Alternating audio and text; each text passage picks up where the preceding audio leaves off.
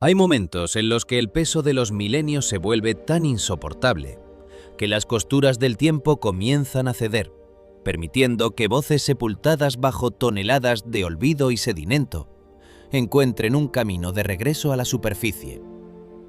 En el corazón de un París envuelto en la elegancia de su arquitectura moderna y el murmullo incesante de los turistas, la historia estaba a punto de reclamar a una víctima inesperada. La exposición de arqueología submarina en el Instituto del Mundo Árabe era un santuario de silencio y luz dirigida, un lugar diseñado para admirar los restos rescatados de las profundidades del Mediterráneo. Allí, rodeada por el cristal y el metal, la pequeña Chloe, de apenas 5 años, caminaba de la mano de sus padres, Jan y Nathalie. Nada en su comportamiento previo sugería que aquella tarde se convertiría en el inicio de una pesadilla arqueológica que desafiaría toda lógica científica. La familia se detuvo frente a una de las piezas centrales de la colección, una colosal estatua de granito rojo que representaba al dios Hapi, la deidad egipcia de la inundación del Nilo y la fertilidad.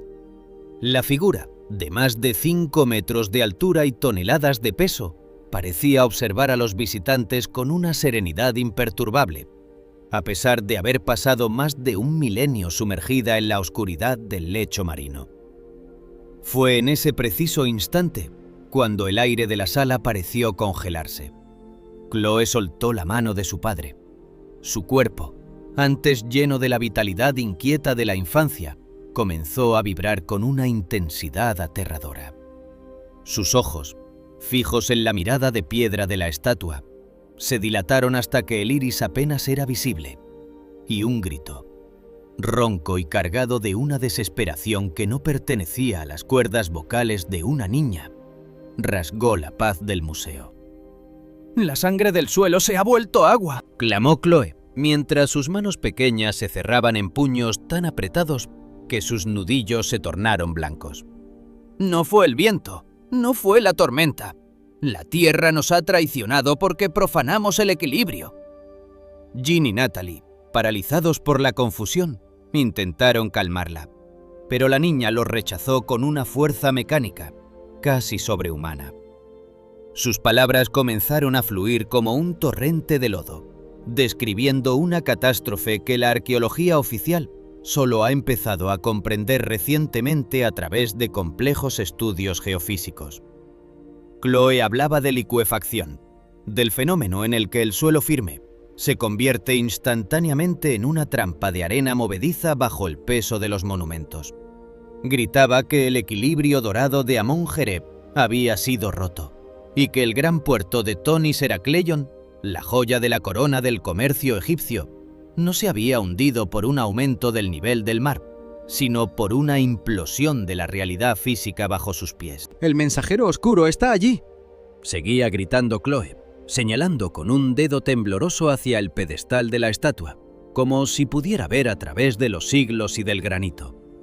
«El meteorito negro que cayó del ojo de Horus está enterrado a 5 metros bajo el altar central, donde los sacerdotes lo ocultaron. Sigue allí, latiendo, succionando el peso de la ciudad hacia el abismo. Sigue tirando del mar hacia abajo». Para los presentes, la escena era una mezcla de terror y fascinación. La niña afirmaba, con una autoridad mística y una tristeza infinita, que su nombre real era Callisto. Decía haber sido la suma sacerdotisa del templo de Amón en el siglo II a.C., una mujer que presenció cómo los templos de piedra, los palacios de mármol y las naves cargadas de oro se hundían en una noche de horror absoluto, tragados por un suelo que de repente decidió dejar de ser sólido. La mención de Calisto y de Tonis Herakleion, una ciudad que durante siglos se creyó que era un mito hasta su descubrimiento submarino en el año 2000, dejó a los guías de la exposición en un estado de shock absoluto. ¿Cómo podía una niña de 5 años, que apenas estaba aprendiendo a leer, conocer los detalles técnicos del hundimiento de una civilización perdida? El regreso a casa fue un trayecto sumido en un silencio sepulcral. Jan, un ingeniero de formación racionalista, y Nathalie, una profesora de arte, intentaban convencerse de que Chloe había sido víctima de una crisis sensorial o de una imaginación hiperactiva alimentada por las luces y las sombras de la exposición. Sin embargo, la seguridad de la racionalidad se desmoronó esa misma noche. En la penumbra de su habitación en un suburbio parisino, Chloe no jugaba como de costumbre. Con una precisión geométrica que resultaba inquietante, la niña comenzó a organizar sus juguetes, sus bloques de construcción y sus muñecas en círculos concéntricos perfectos sobre la alfombra. Cuando su padre entró para darle las buenas noches, la encontró sentada en el centro de esta formación, con la mirada perdida en la pared. «¿Qué haces, Chloe?», preguntó Jean, intentando mantener la voz firme a pesar de la inquietud que le oprimía el pecho. La niña no lo miró. Su voz era apenas un susurro, pero el tono era el de una mujer cansada de cargar con el peso de los siglos. «Estoy reconstruyendo los sellos, padre. Si los círculos no se cierran, la ciudad seguirá cayendo. El meteorito negro no se detiene. Su magnetismo es el hambre de la Tierra». Lo que ocurrió después llevó a los padres de Chloe al borde del colapso psicológico. Durante sus horas de sueño, la niña comenzó a hablar.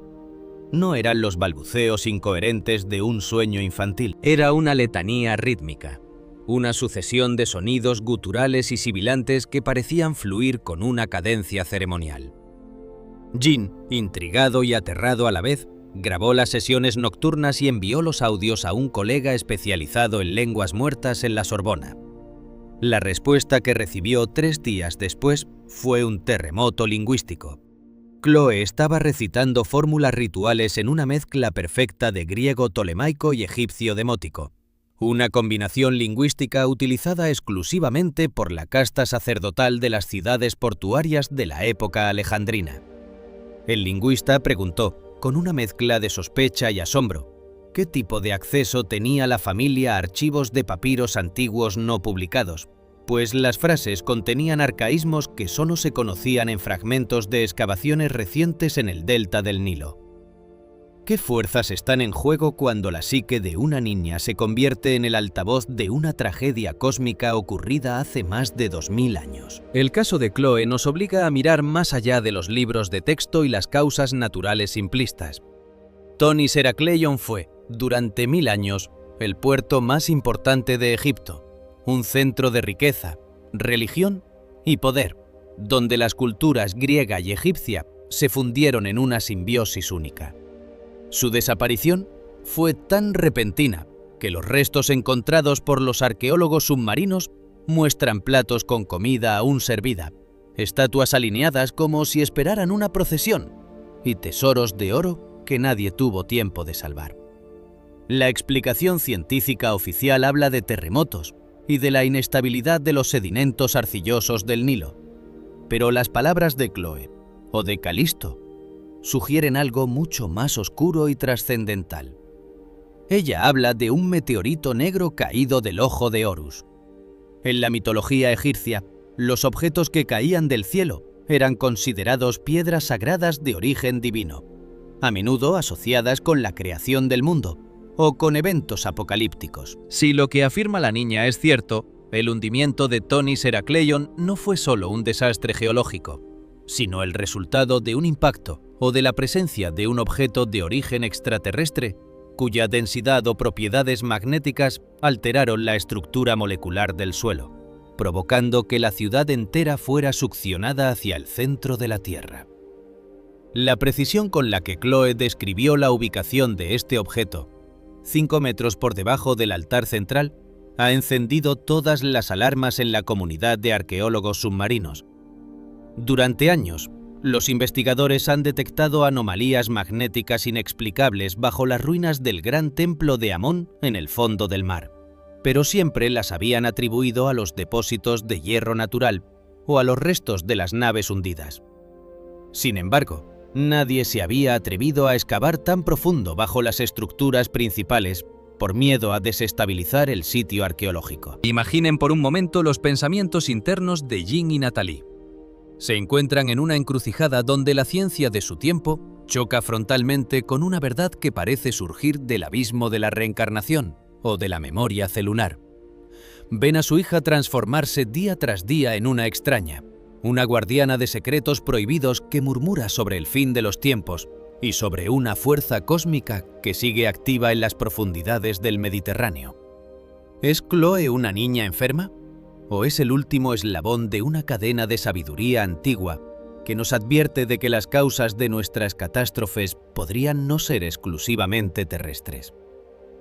La curiosidad científica y el miedo existencial se entrelazan en esta historia. Si los arqueólogos deciden seguir la pista de Chloe y descubren que efectivamente hay un objeto masivo de origen desconocido bajo el templo, la historia de la humanidad y nuestra comprensión de los desastres naturales cambiarán para siempre. ¿Estaremos preparados para admitir que una niña de 5 años posee la llave para desentrañar el destino final de una de las civilizaciones más gloriosas de la antigüedad? El misterio de Thonis Heracleion y el enigma de la pequeña Chloe apenas están comenzando a revelar sus capas más profundas. Los investigadores ya están preparando una nueva misión submarina, equipada con tecnología de escaneo de penetración profunda, para buscar lo que la niña llamó el mensajero oscuro. Pero mientras la tecnología se prepara, Chloe sigue allí, en su habitación en París, ordenando sus círculos de juguetes y esperando, con una paciencia milenaria, a que el mundo, finalmente, escuche el mensaje que la sacerdotisa Calisto ha traído desde el fondo del mar. Esta historia es un recordatorio de que vivimos sobre las tumbas de gigantes y que a veces esas tumbas se niegan a permanecer cerradas.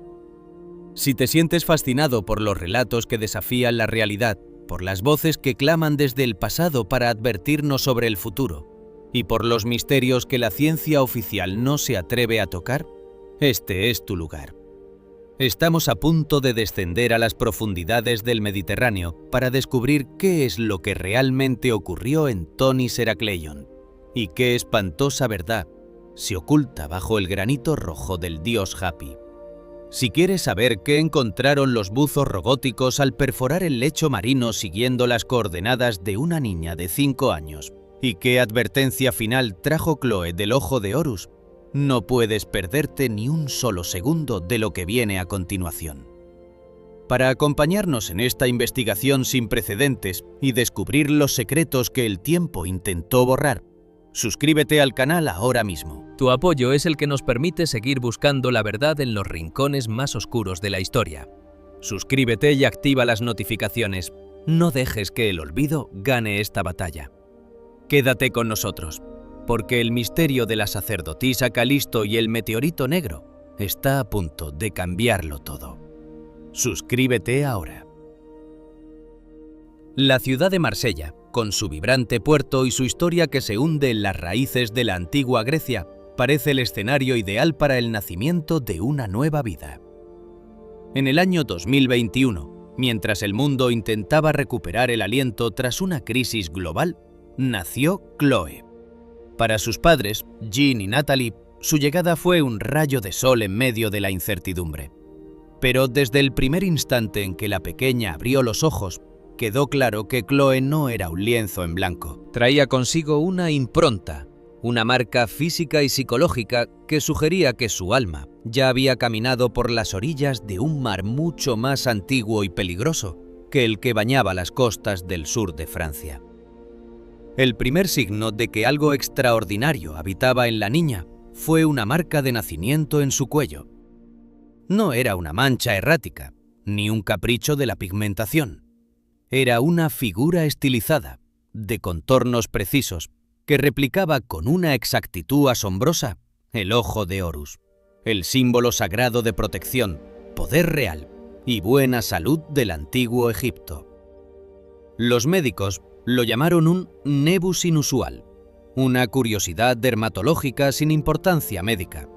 Pero para Natalie, que poseía una sensibilidad especial para lo simbólico, aquel ojo en el cuello de su hija parecía estar siempre abierto, vigilando una realidad que los demás no podían percibir. ¿Era posible que el cuerpo de Chloe fuera el mensajero de una identidad que se negaba a ser borrada por el paso de los milenios? A medida que Chloe crecía y comenzaba a interactuar con su entorno, el asombro de sus padres se transformó en una inquietud profunda. Marsella es una ciudad donde el mar es el protagonista, donde la arena y la sal forman parte de la identidad cotidiana. Sin embargo, para Chloe, la playa era el escenario de un horror atávico.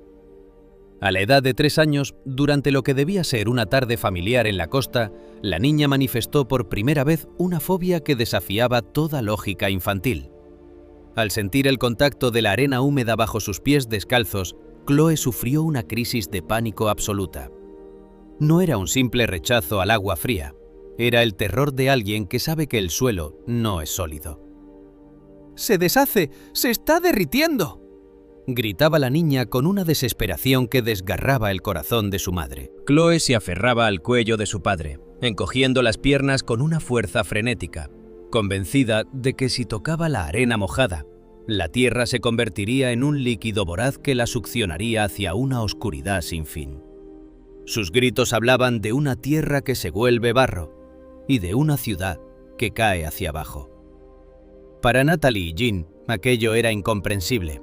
Intentaron explicarle que la arena era firme, que no había peligro, pero la mirada de Chloe estaba fija en un punto abismal.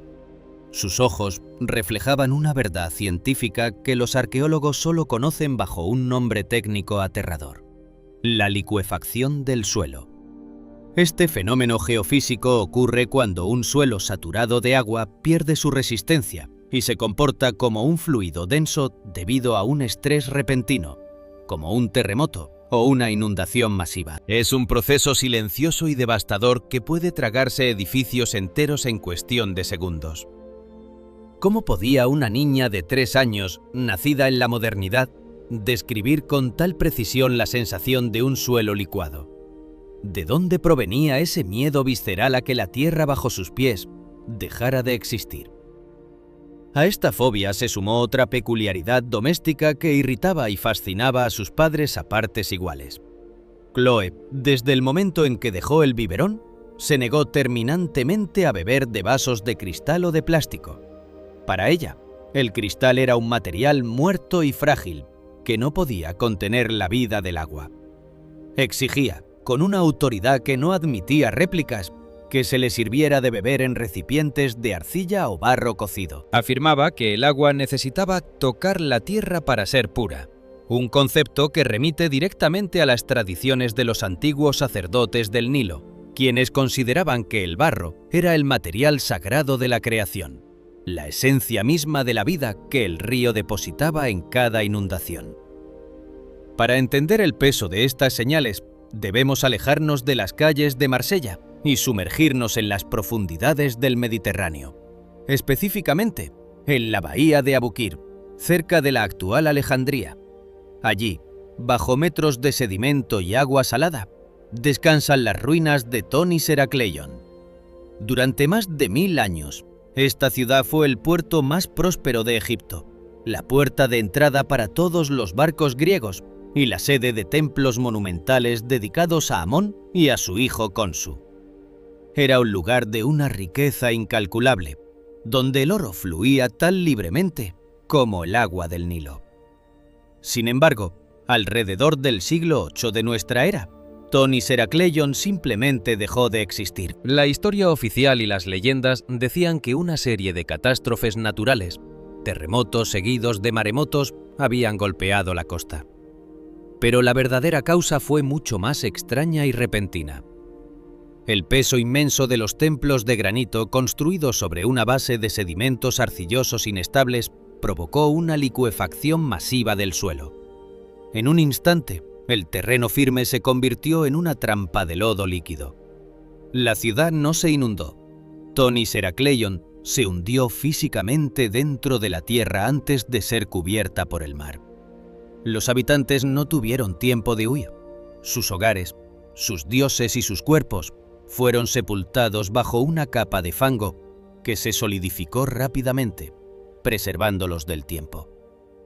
Durante siglos, Tonis Herakleion fue considerada un mito, una invención de historiadores antiguos como Heródoto. No fue hasta el año 2000 que el arqueólogo submarino francés Franck Godiot, tras años de búsqueda sistemática utilizando tecnología de magnetometría avanzada, localizó las ruinas sumergidas.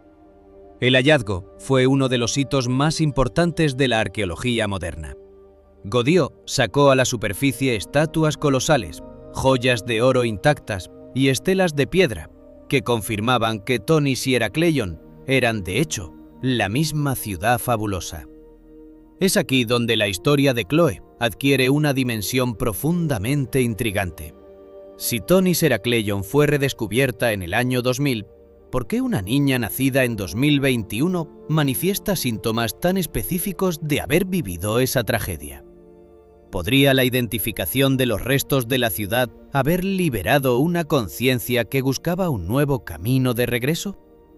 Las pesadillas de Chloe sobre el suelo que se derrite son una descripción exacta de los últimos momentos de los habitantes de Tonis. Su rechazo al cristal y su obsesión por el barro son ecos de una era donde la cerámica era el receptáculo de lo divino. Jen y Natalie se encuentran atrapados en un conflicto entre la razón y lo inexplicable. Jen, con su mente estructurada, intenta buscar explicaciones en la genética o en influencias externas. Se pregunta si Chloe pudo haber visto imágenes de la expedición de Godiot en algún libro o documental, pero sabe que su hija nunca ha tenido acceso a ese tipo de material. Natalie, por el contrario, observa el ojo de Horus en el cuello de su hija y siente que está ante un misterio que no puede ser medido con la lógica humana. Ella ve a Chloe mirar hacia el horizonte con una melancolía que no pertenece a una niña de 5 años, como si estuviera esperando que el mar le devuelva lo que una vez fue suyo. La conexión de Chloe con Tonis Heracleion no es solo un fenómeno psicológico, es un puente que une dos eras de la humanidad. El descubrimiento de la ciudad sumergida nos enseñó que la civilización es frágil, que incluso los imperios más poderosos pueden ser tragados por la tierra en un parpadeo.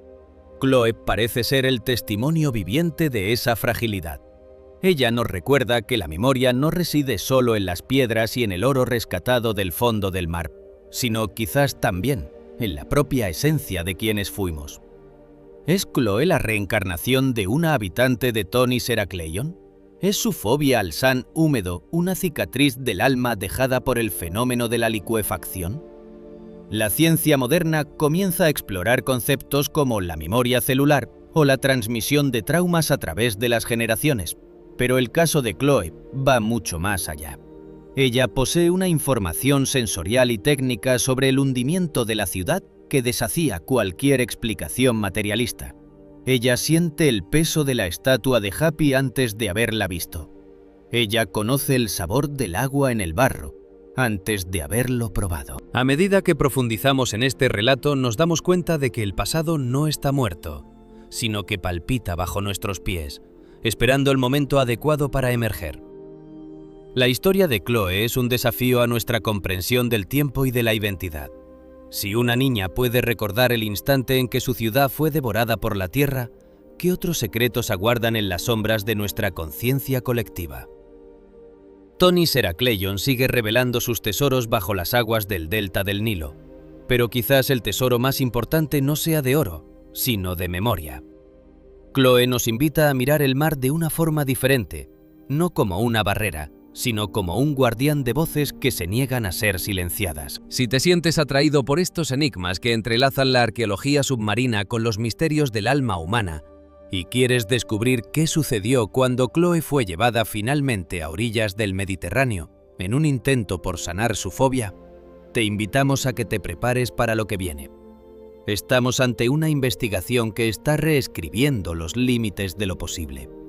La historia de Tonis Heracleion y el secreto de la pequeña Chloe es un viaje hacia lo profundo, hacia ese lugar donde la realidad se vuelve fluida y los recuerdos son más sólidos que la piedra. Si deseas conocer el desenlace de esta asombrosa odisea y explorar otros casos donde el pasado reclama su lugar en el presente, suscríbete a nuestro canal ahora mismo. Tu apoyo es fundamental para que sigamos buceando en los misterios más oscuros de la historia. Suscríbete y activa las notificaciones para no perderte ni un solo capítulo de esta búsqueda de la verdad. Quédate con nosotros, porque el mar está a punto de revelar su secreto más antiguo. Suscríbete ahora. La búsqueda de la verdad no suele comenzar con una certeza luminosa, sino con un descenso voluntario a las cimas más oscuras y silenciosas del pasado. Para Jean y Natalie, la vida en su hogar de las afueras de París se había transformado en una vigilia insomne, un territorio suspendido entre el pánico y la incredulidad. Aquella niña de 5 años, que antes se reía con juegos sencillos, ahora habitaba un silencio que helaba la sangre, ordenando sus juguetes en círculos perfectos que imitaban la topografía de una metrópolis sumergida, y murmurando en sus sueños una letanía incomprensible de fonemas que entrelazaban el griego clásico con el egipcio demótico. Desesperados por encontrar un puente entre la razón y el abismo que parecía haber reclamado la mente de su hija, los padres tomaron una decisión drástica: buscar al único hombre que había dedicado su vida a desenterrar los secretos del fondo del mar en la bahía de Aboukir. El doctor Jean-Luc Couder era una leyenda viviente de la arqueología submarina. Con el rostro esculpido por el viento salino del Mediterráneo y una mirada acostumbrada a descifrar la penumbra de las profundidades marinas, había sido uno de los colaboradores más cercanos de Franck Godiot durante las campañas que trajeron al mundo moderno la asombrosa realidad de Thonis Herakleion. Para Couder, el pasado era una cuestión de sedimentos, corrientes, magnetómetros y datación por radiocarbono. No había espacio en su mente científica para la metafísica o el esoterismo. Cuando Jean y Natalie se presentaron en su laboratorio de Marsella, llevando de la mano a una niña de mirada gélida y distante, el arqueólogo los recibió con una mezcla de cortesía profesional y un escepticismo profundamente arraigado en décadas de rigor académico. Para el doctor Couder, el relato de los padres, las pesadillas de Chloe con el lodo que se derretía, su fobia a la arena húmeda y su insistencia en beber únicamente de vasijas de barro, era un caso clásico de proyección psicológica o de una sensibilidad infantil desbocada por alguna lectura o documental mal digerido. Sin embargo, la tensión en la oficina era casi física. El aire parecía denso, impregnado de una extraña quietud. El arqueólogo decidió zanjar la cuestión aplicando una prueba de control que consideraba infalible, un examen técnico que ningún impostor, ni mucho menos una niña que apenas empezaba a comprender el mundo, podría superar por azar. Con un gesto pausado, el doctor Couder extendió sobre una gran mesa de dibujo 30 mapas de sonar de barrido lateral y perfiles batimétricos del fondo de la bahía de Aboukir. Eran documentos de alta complejidad técnica, repletos de líneas isóbatas, gradientes de densidad de sedimentos, coordenadas geodésicas y anomalías magnéticas que solo un especialista en geofísica marina podría interpretar correctamente. Entre aquellas 30 cartas náuticas, la mayoría correspondían a zonas estériles, desiertos de lodo submarino sin ningún interés arqueológico. Solo 3 mostraban el sector del gran templo de Amon-Jereb y otras tantas representaban los canales interiores del puerto antiguo. «Dime, Chloe», dijo el doctor Couder, inclinándose hacia la niña con un tono de voz suave pero inquisitivo, intentando evaluar su reacción.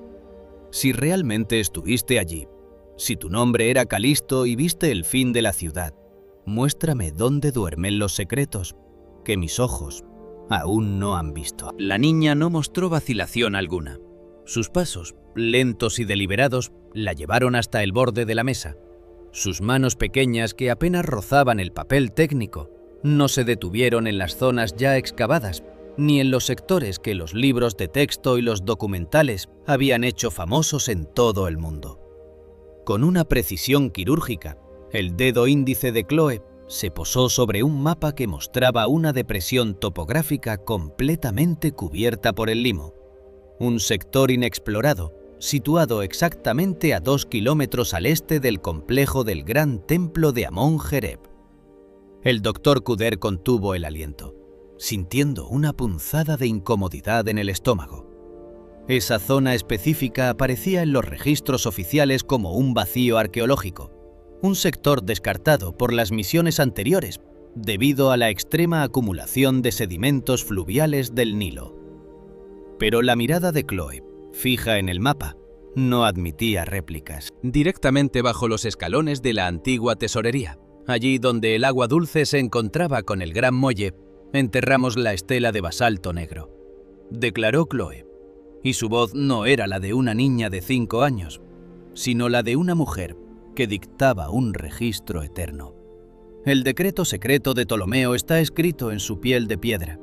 Describe el origen del hierro celestial que cayó del ojo de Horus, la piedra pesada que colocamos en el cimiento para que el suelo no se licuara bajo el peso de los dioses. Pero el equilibrio se rompió, y el hierro arrastró la tierra hacia el fondo. Sigue allí, bajo 4 metros de fango. La precisión terminológica de la niña dejó al doctor Coudert en un estado de mudez absoluta. Hablar de la antigua tesorería al este del templo de Amón coincidía con ciertas hipótesis de distribución urbana de la dinastía tolemaica que solo se discutían en simposios cerrados de egiptología. Decidido a demostrar la falsedad del relato, pero impulsado por esa insaciable curiosidad que define a los grandes descubridores, Coudert utilizó su influencia y los recursos de su fundación para desviar temporalmente el rumbo de su buque de investigación científica, que en ese momento realizaba prospecciones rutinarias en la costa egipcia. Semanas después, bajo el cielo plomizo de la bahía de Abukir, el buque oceanográfico del Dr. Coudert se posicionó en las coordenadas exactas indicadas por el dedo de Chloe. El rumor constante de los motores diésel de la nave y el oleaje del Mediterráneo eran los únicos sonidos que rompían la quietud de la mañana. En la sala de control, rodeados de pantallas de alta tecnología, los técnicos preparaban los sistemas de sonar de penetración profunda y perfiladores de subfondo, herramientas diseñadas para ver a través de las densas capas de lodo marino acumulado durante más de 1200 años. El barrido comenzó. Los pulsos acústicos descendieron a través de la columna de agua, penetrando la arcilla y el limo del delta. En las pantallas, las líneas horizontales que representaban las capas de sedimentos comenzaron a dibujarse con una regularidad monótona. Pero de repente, al alcanzar los 4 metros de profundidad bajo el lecho marino actual, los sensores acústicos registraron un retorno de alta impedancia, una anomalía de densidad extrema y contornos geométricos perfectos. Los monitores revelaron la silueta tridimensional de una enorme losa rectangular de piedra, dispuesta en posición horizontal, justo debajo de lo que el sonar identificaba como los cimientos colapsados de una estructura monumental. La incredulidad del Dr. Coudert se transformó en un pavor reverencial. La anomalía estaba allí, exactamente donde la niña de París había señalado.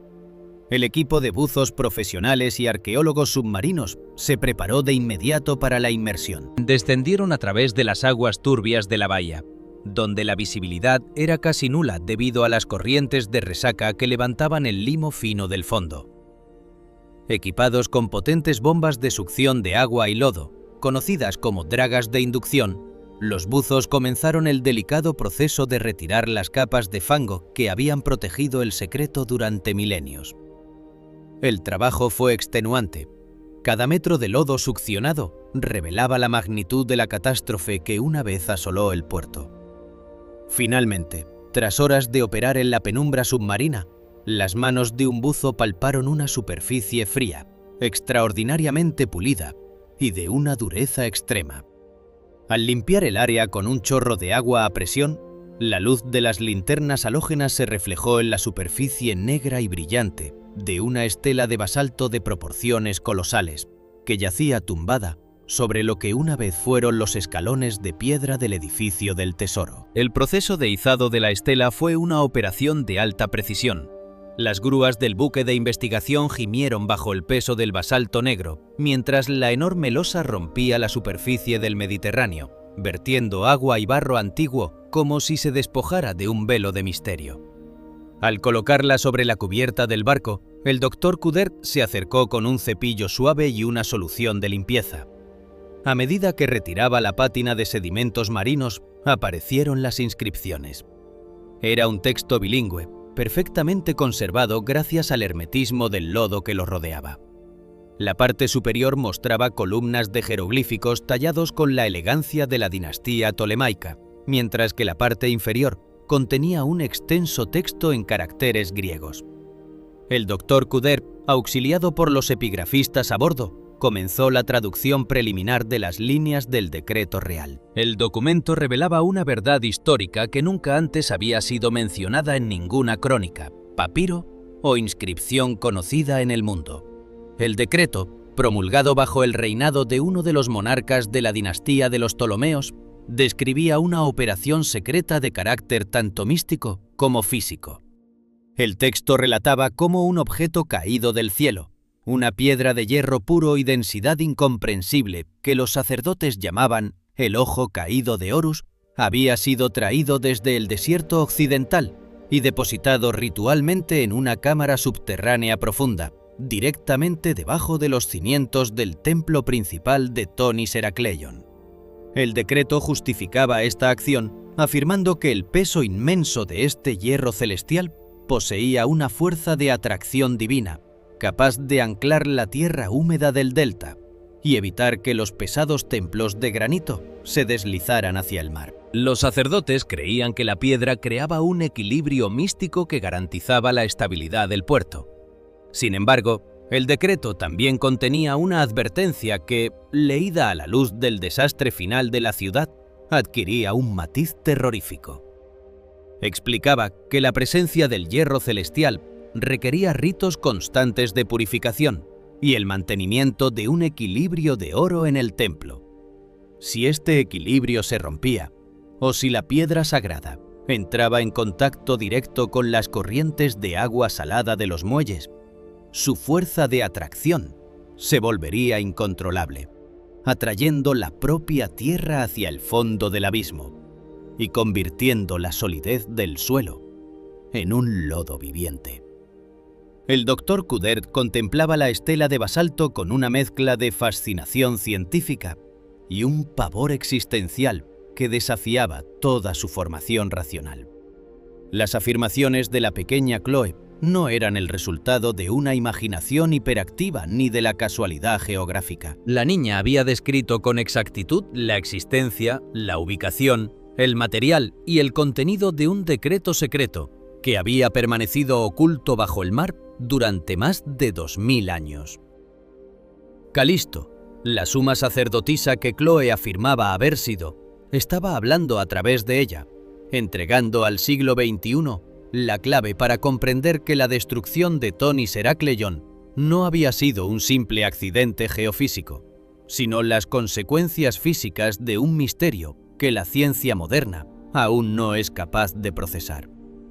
¿Qué clase de fuerza cósmica residía en ese hierro de los cielos al que se refería el decreto de Ptolomeo? ¿Es posible que la presencia de un meteorito metálico de gran tamaño bajo el templo de Amón hubiera alterado el campo magnético y la estabilidad estructural del suelo deltaico, propiciando el colapso repentino de la ciudad mediante la licuefacción del terreno? La ciencia oficial se encuentra ahora en una encrucijada, donde los mitos antiguos y la física de vanguardia se entrelazan de manera perturbadora.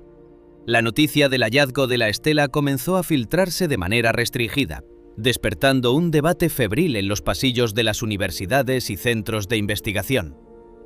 Mientras tanto, en París, Chloe parecía percibir el momento exacto en que la piedra negra volvió a ver la luz del sol. Sus pesadillas nocturnas adquirieron una intensidad sobrecogedora, y susurró a sus padres que el ancla del cielo ha sido descubierta, pero el abismo sigue tirando. Estamos ante el inicio de una revelación que amenaza con reescribir nuestra comprensión de la historia y de las fuerzas que gobiernan nuestro planeta. Si deseas descubrir qué ocurrió cuando el Dr. Coudert y su equipo decidieron descender aún más profundo, buscando ese hierro celestial enterrado bajo los cimientos del templo, y qué asombrosa advertencia final tiene Chloe para la humanidad, no te separes de nosotros. Las sombras del Mediterráneo están empezando a disiparse, revelando secretos que han esperado milenios en la oscuridad. Si te apasiona desafiar los dogmas de la historia establecida y quieres ser el primero en conocer los detalles de esta investigación arqueológica sin precedentes que conecta el cosmos con las profundidades del mar, suscríbete a nuestro canal ahora mismo. Tu suscripción es la fuerza que nos permite seguir explorando los enigmas más oscuros de nuestro pasado. Suscríbete y activa las notificaciones. El misterio del ojo de Horus y la pequeña Chloe está a punto de desvelar su verdad más aterradora.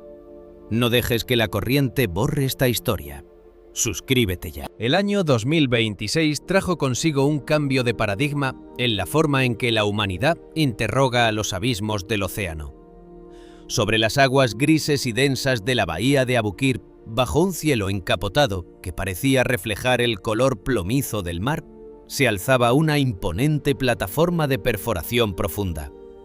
Un coloso de acero y tecnología hidráulica que contrastaba de manera casi obscena con el silencio milenario de las ruinas que yacían bajo sus pies.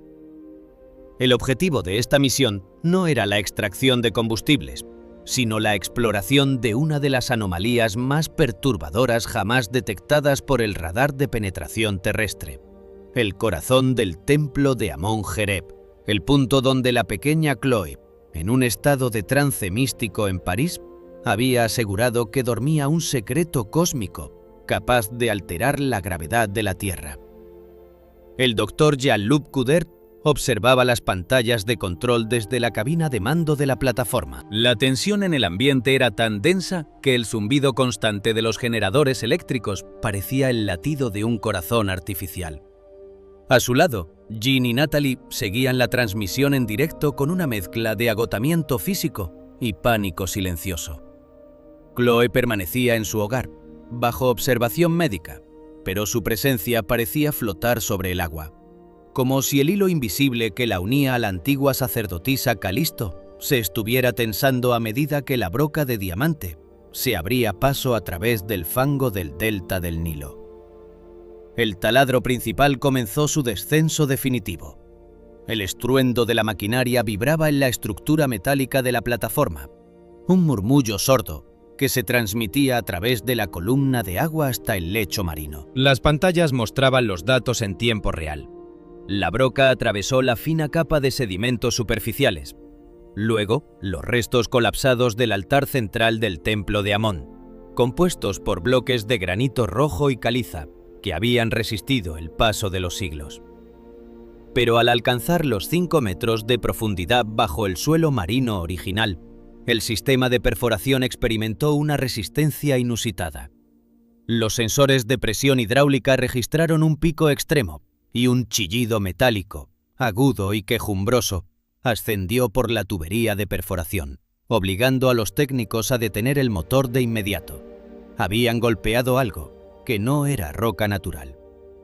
No era el granito de las estatuas, ni la caliza de los muros de Tonis Herakleion.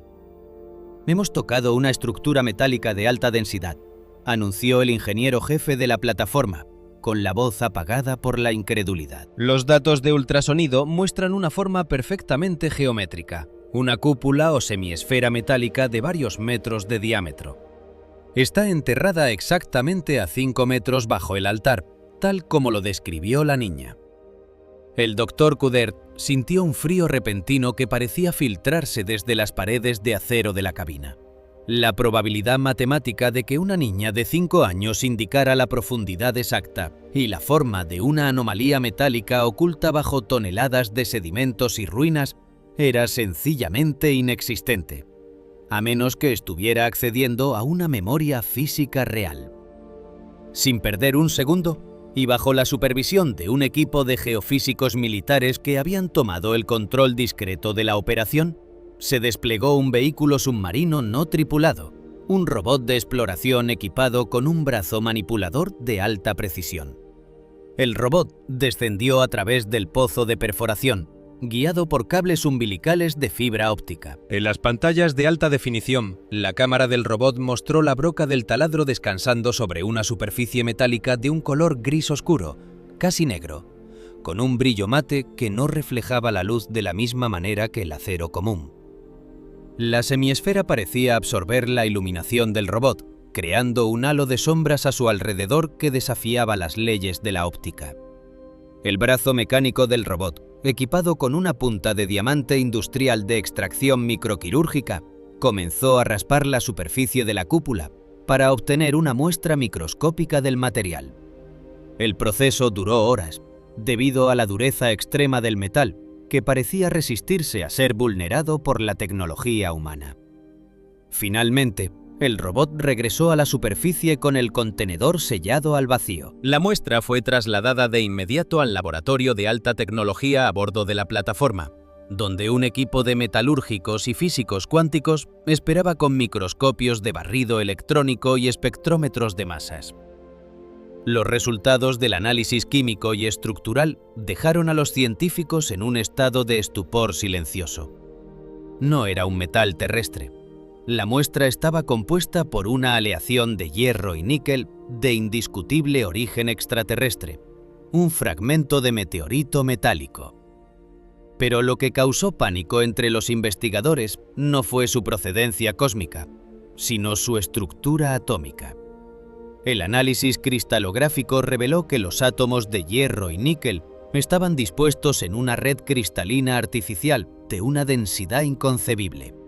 Un patrón geométrico perfecto que carecía de las imperfecciones naturales que caracterizan a los meteoritos comunes. Los físicos dictaminaron que esa estructura cristalina solo podría haberse formado en un entorno de gravedad cero absoluto, o mediante una tecnología de manipulación atómica que superaba en siglos a la ciencia contemporánea. Era un fragmento de ingeniería cósmica, una herramienta o un artefacto diseñado con un propósito específico, antes de caer a la Tierra en el amanecer de la historia. La explicación a esta imposibilidad científica llegó de la mano del Dr. Coudert, quien había pasado las últimas horas descifrando las líneas finales de la estela de basalto negro recuperada semanas atrás. La traducción completa del texto bilingüe reveló una verdad histórica tan choqueante que amenazaba con derrumbar las bases de la física y de la arqueología tradicional. El decreto secreto de Ptolomeo no era una simple declaración de superstición religiosa.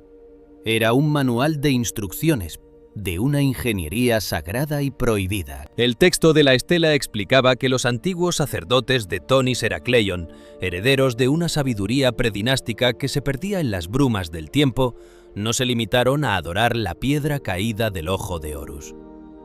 Comprendieron que el meteorito poseía una poderosísima anomalía gravitatoria y magnética localizada, un campo de fuerza natural emanado de su núcleo ultradenso. El delta del Nilo, una región de sedimentos inestables, lodo blando y arenas movedizas constantemente amenazada por las mareas del Mediterráneo, era un terreno geológicamente inviable para sostener los templos monumentales y los palacios de granito de la ciudad. Sin embargo, los arquitectos de la dinastía tolemaica, guiados por la casta sacerdotal de Amón-Jereb, idearon una solución de una audacia técnica sin precedentes.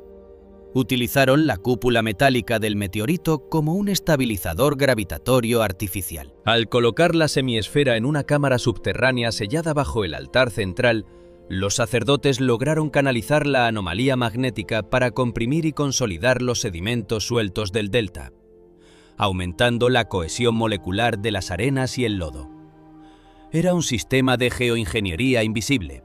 La gravedad localizada del meteorito actuaba como un ancla molecular, transformando un terreno pantanoso en una base tan sólida como la roca caliza.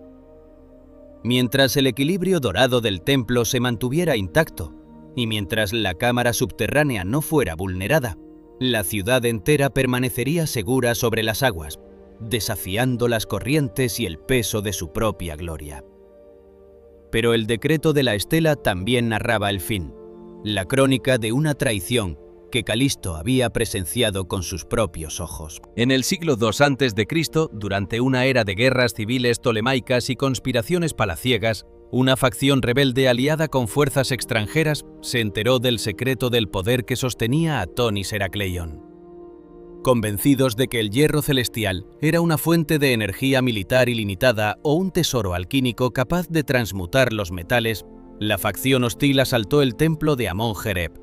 Ignorando las advertencias desesperadas de la orden sacerdotal y de la propia Calisto, los asaltantes utilizaron herramientas de bronce reforzado para perforar la cámara sagrada y desviar las corrientes de agua para acceder al pozo del meteorito. Intentaron forzar y extraer el ojo de Horus de su pedestal magnético. El resultado fue una catástrofe instantánea y apocalíptica. Al romper los sellos de bronce y alterar la orientación del meteorito, el campo gravitatorio artificial que mantenía la cohesión molecular del delta se colapsó en un milisegundo. La pérdida repentina de la fuerza de atracción localizada provocó que el suelo arenoso y saturado de agua perdiera instantáneamente toda su resistencia. La tierra sólida bajo Tonis Herakleion se licuó, convirtiéndose en un lodo líquido y hambriento que succionó los palacios, los barcos de guerra, las estatuas colosales y a los miles de habitantes hacia el fondo del abismo. No hubo tiempo para la evacuación, no hubo tiempo para salvar los templos. La ciudad entera se deslizó hacia la oscuridad del mar en cuestión de horas, sepultada por el fango que una vez la había sostenido y que ahora la devoraba con la frialdad de una física inquebrantable. El meteorito, arrastrado por su propio peso masivo y la caída de las estructuras, se hundió aún más en el subsuelo, sellando la fosa común en la que se había convertido Tonis Herakleion. El Dr. Kudert contemplaba la muestra de metal extraterrestre, sintiendo que la realidad que había construido a lo largo de su carrera se desmoronaba como la arena del delta. La advertencia del pergamino y de la estela era real. El meteorito de Amon-Jereb no era una leyenda. Era un motor gravitatorio que seguía activo en las profundidades de la bahía de Abukir. La perforación realizada por la plataforma en 2026 acababa de rozar de nuevo el ojo de Horus. Los instrumentos geofísicos comenzaron a registrar lecturas erráticas de microgravedad alrededor de la plataforma. El agua de la bahía, antes tranquila, empezó a formar patrones geométricos concéntricos en la superficie, una vibración sorda que parecía responder a la interrupción del taladro. Jean y Natalie miraron hacia la pantalla que mostraba el fondo del mar, dándose cuenta de que el pasado no era solo historia escrita en piedra, sino una trampa física que la humanidad moderna estaba a punto de volver a activar. ¿Qué sucederá si los investigadores de la plataforma intentan extraer el meteorito por completo? ¿Estamos cometiendo el mismo error de codicia y arrogancia que cometieron los asaltantes del siglo II a.C.? La voz de Chloe, grabada semanas atrás en su habitación parisina, resonaba en la mente de sus padres como un eco ominoso. El ancla ha sido descubierta, pero el abismo sigue tirando. La plataforma de perforación se encuentra ahora en una encrucijada que va más allá de la ciencia o de la política internacional.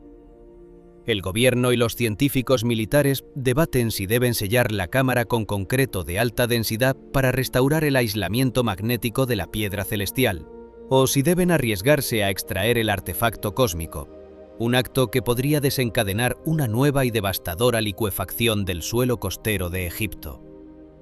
El peligro no ha desaparecido. Ha esperado pacientemente bajo el fango del Mediterráneo durante más de 2000 años. La historia de Chloe y la sacerdotisa Callisto nos obliga a mirar hacia el espacio y hacia las profundidades del océano con una reverencia renovada. Somos los ocupantes temporales de un mundo cuyos cimientos guardan secretos que desafían nuestra comprensión de la física y de nuestra propia historia. Si este relato ha despertado en ti el temor reverencial hacia las fuerzas que yacen bajo nuestros pies y el deseo de conocer el desenlace de esta investigación que une la arqueología con el misterio cósmico, debes quedarte con nosotros. Estamos al borde de un descubrimiento que podría redefinir nuestra tecnología y nuestro destino como especie. Para no perderte ni un solo segundo de esta odisea que desafía la realidad y acompañarnos en la próxima expedición hacia el corazón del enigma de Tonis Herakleion, suscríbete al canal ahora mismo.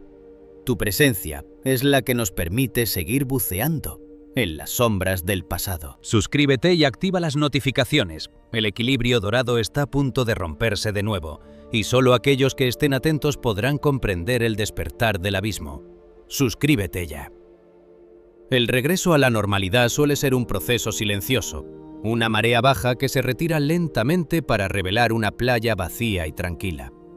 Para la familia Miller, el final de la tormenta llegó de una manera que desafiaba tanto a la medicina como a la comprensión humana de la memoria. Pocos días después de que el robot submarino extrajera la muestra microscópica de metal extraterrestre en las profundidades de la bahía de Abukir, Chloe pareció despertar de un largo letargo de siglos. La tensión que había habitado en sus ojos pequeños y la rigidez de su cuerpo desaparecieron como la niebla matutina sobre el Sena. Natalie recordaba con una mezcla de alivio y estremecimiento el primer domingo después del anuncio científico. Llevaron a Chloe a una playa cercana, un lugar que antes habría sido el escenario de una crisis de pánico incontrolable. Con el corazón en un puño, Jean observó cómo su hija se descalzaba y, sin dudar un instante, corría hacia la orilla húmeda. Sus pies pequeños se hundieron en la arena empapada, la misma arena que antes consideraba una trampa mortal de lodo licuado. Chloe no gritó, no hubo llantos ni súplicas, simplemente se rió, salpicando el agua del Mediterráneo con la inocencia recuperada de sus 5 años. El miedo atávico a que el suelo se derritiera bajo sus pies se había esfumado por completo, como si el cordón umbilical que la unía al trágico destino de Tony Seracleyon se hubiera cortado en el instante en que el mundo moderno descubrió la verdad. Más asombroso aún fue el cambio físico que experimentó su cuerpo, aquella marca de nacimiento en su cuello que desde el día de su nacimiento había mostrado la forma estilizada del ojo de Horus, comenzó a desvanecerse. En cuestión de semanas, la mancha de pigmentación oscura perdió su relieve y su color, transformándose en una fina y casi imperceptible línea blanca, similar a la cicatriz de una herida curada hace mucho tiempo. Chloe ya no hablaba en sueños, en esa extraña mezcla de griego tolemaico y egipcio demótico. Sus monólogos nocturnos cesaron, sustituidos por la respiración tranquila de una niña que duerme en paz. Hoy en día, asiste a una escuela primaria en París, juega con sus compañeros y prefiere la ropa de colores brillantes, dejando atrás el rechazo al color rojo y las vasijas de barro. Se ha convertido en una niña común, ajena al hecho de que su mente fue una vez el único puente entre la modernidad y una de las mayores catástrofes de la antigüedad. Pero mientras la paz regresaba al hogar de los Miller, una densa mortaja de secretismo caía sobre las aguas de la bahía de Abukir. La estela de basalto negro, con su inscripción bilingüe sobre el hierro celestial, fue trasladada bajo estrictas medidas de seguridad al Museo de Alejandría, donde permanece expuesta en una sala fuertemente custodiada. Sin embargo, el acceso a la zona de perforación y las investigaciones sobre la misteriosa semiesfera metálica enterrada bajo el altar de Amon-Jereb fueron inmediatamente clasificados bajo el sello de máximo secreto estatal y militar. Un consorcio internacional de geofísicos y astrofísicos tomó el control de la plataforma de perforación, suspendiendo indefinidamente cualquier intento de extraer el meteorito. La razón detrás de este hermetismo es tan fascinante como alarmante. Los sensores magnéticos de alta precisión instalados alrededor de la bahía han registrado fluctuaciones gravitatorias y magnéticas sutiles pero persistentes, desde que el taladro rozó la cúpula metálica. Algunos científicos temen que intentar desenterrar o mover ese enorme fragmento de hierro extraterrestre pueda desestabilizar de nuevo el frágil equilibrio de sedimentos en el delta del Nilo, provocando deslizamientos de tierra submarinos y alteraciones tectónicas a escala regional. La ancla del cielo, tal como la llamaban los sacerdotes de la dinastía tolemaica, sigue cumpliendo su función en la penumbra del fondo marino, y perturbarla de nuevo podría ser una temeridad que la ciencia moderna no se atreve a cometer. Este silencio oficial no ha impedido que el mundo académico y los pensadores independientes se diridan en un debate encarnizado sobre la naturaleza de la experiencia de Chloe. Por un lado, los defensores del materialismo científico intentan explicar el caso a través de la lente de la criptomnesia de alta sensibilidad, o una manifestación extrema de la memoria epigenética. Sugieren que ciertas líneas de ADN pueden albergar memorias físicas de eventos traumáticos pasados por nuestros antepasados directos, y que la cercanía de Chloe a la estatua de Happy en París actuó como un desencadenante biológico, liberando una información latente que se tradujo en visiones y comportamientos inusuales.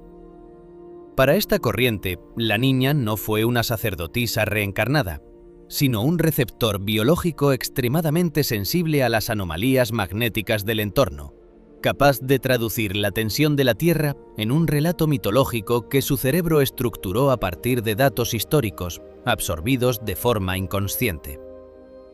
Por otro lado, surge la hipótesis que desafía las fronteras de nuestra comprensión espiritual del universo: la reencarnación de la sacerdotisa Callisto. Quienes defienden esta teoría sostienen que el alma de la guardiana de Thonis Herakleion, ligada por un juramento que sobrevivió a la muerte y al colapso físico de su civilización, permaneció suspendida en el tiempo.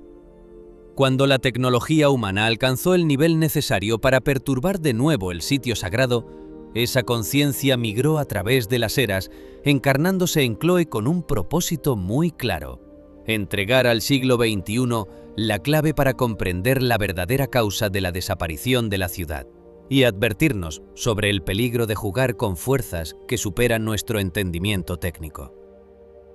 Una vez que la muestra fue tomada, la estela recuperada y la advertencia plasmada en los registros modernos, la misión de Callisto terminó, permitiendo que la conciencia de la sacerdotisa se desvaneciera y dejara libre al alma de la niña. La caída de Thonis Herakleion, vista a través de este descubrimiento, deja de ser un simple desastre natural fortuito, para convertirse en una lección de física aplicada y soberbia humana. Nos obliga a plantearnos preguntas incómodas sobre las civilizaciones que nos precedieron. ¿Es posible que los antiguos egipcios y griegos hubieran descubierto propiedades de la materia y de la gravedad que la ciencia moderna apenas está empezando a atisbar? ¿Fue el uso de este meteorito ultradenso como estabilizador de suelos un acto de genialidad técnica que permitió el florecimiento de un imperio?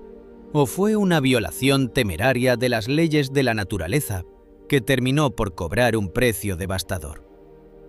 La historia de la arqueología está llena de relatos sobre civilizaciones que desaparecieron de la noche a la mañana, tragadas por la tierra o el mar, desde el mito de la Atlántida hasta las leyendas de ciudades sumergidas en las costas de la India. A menudo atribuimos estos eventos a terremotos, inundaciones o erupciones volcánicas. Pero el caso de Thonis Herakleion sugiere que, detrás de algunas de estas catástrofes, podría haber existido una manipulación tecnológica de las fuerzas telúricas y gravitatorias de nuestro propio planeta. Al intentar forzar la naturaleza para adaptarla a nuestras ambiciones arquitectónicas y políticas, a veces creamos un desequilibrio que la propia Tierra termina por corregir con una violencia incomprensible.